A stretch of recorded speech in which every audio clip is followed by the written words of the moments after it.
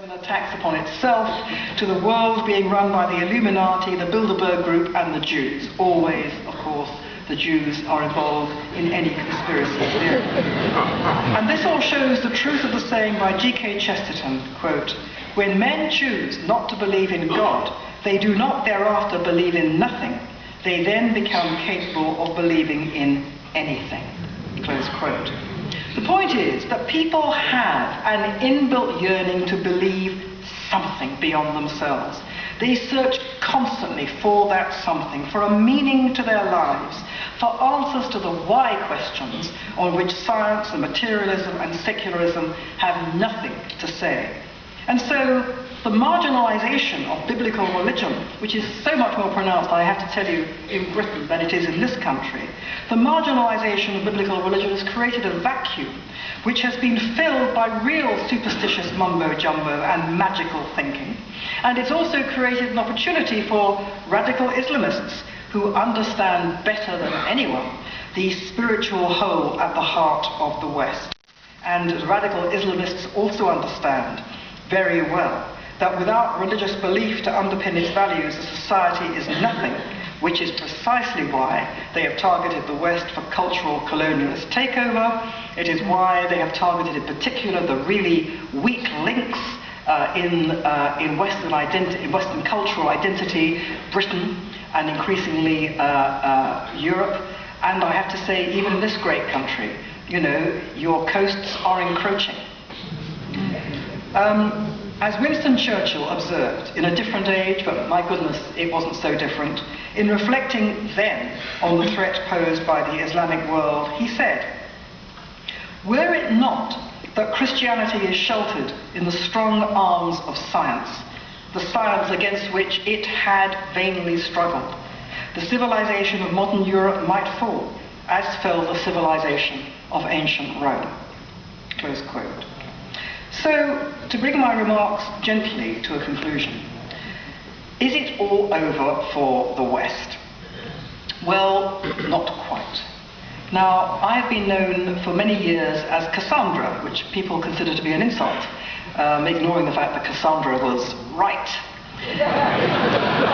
However, put that personal grief to one side. Having been known for so many years as Cassandra, since the 23rd of June 2016, I appear to have turned into Pollyanna.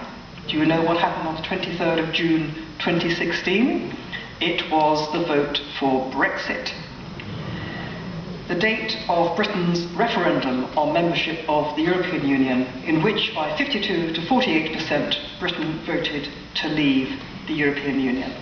And this was followed a few months later by a not altogether unrelated event of which you may be familiar, the election of Donald J. Trump as President of the United States.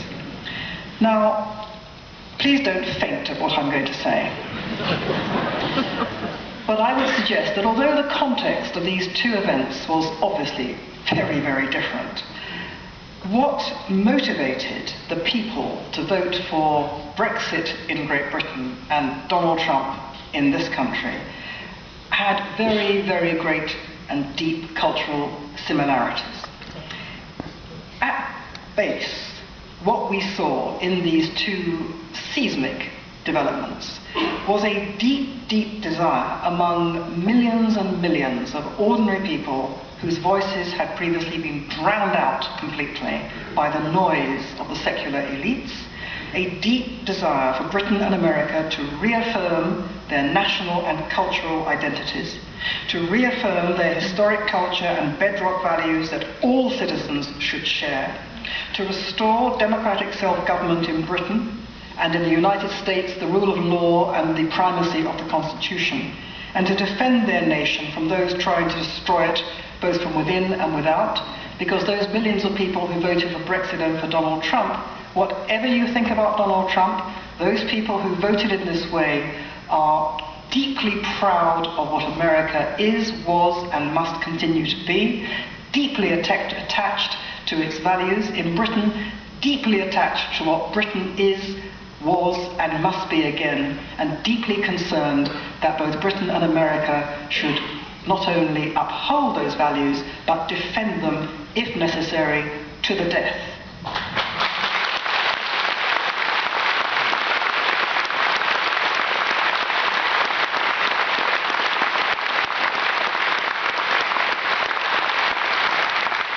In other words, both the Brexit vote and the vote for Donald J. Trump were an absolute repudiation of the anti-Western, anti-reason mindset I have been describing in this talk to you this evening. And tens of millions of us voted in this way.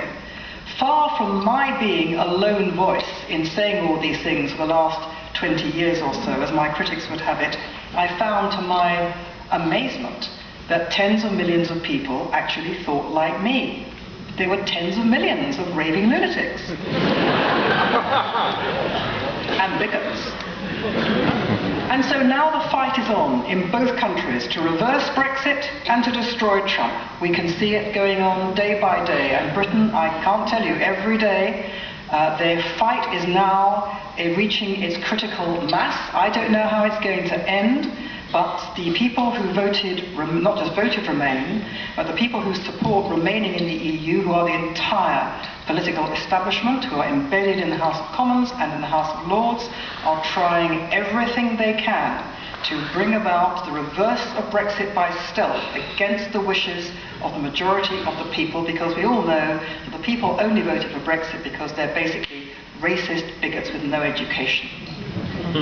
Similarly, here, every day, this president is under the most sustained and unparalleled attack by forces ranging from the Democratic Party reaching into the justice system of this country in order to lever him out on the justifiable basis that he was only elected by racist bigots who are too stupid to know what they were doing, and therefore this man must be stopped. It's the same thing in both countries.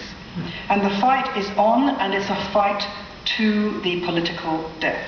Because, as I hope I've tried to explain, there is so much more at stake in both of these developments than simply leaving the European Union or the character of Donald J. Trump. Whatever the flaws of the president, and there are many, and I share the concerns of many about his character flaws, such as there seem to be. Whatever his flaws, I'm amazed that anyone should have agreed with that, but anyway. Whatever the president's flaws, and there are many, this is a man who quite clearly believes deeply in America and in its people, and he will fight for them.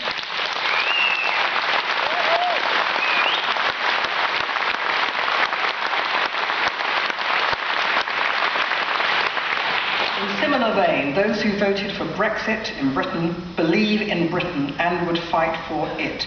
Brexit was the first great reversal ever for the anti-Western ideology I've been talking about, and the election of President Trump was an even greater blow against it. And the result is the unprecedented attempt to smear the people and thwart their democratic will, now underway on both sides of the Atlantic.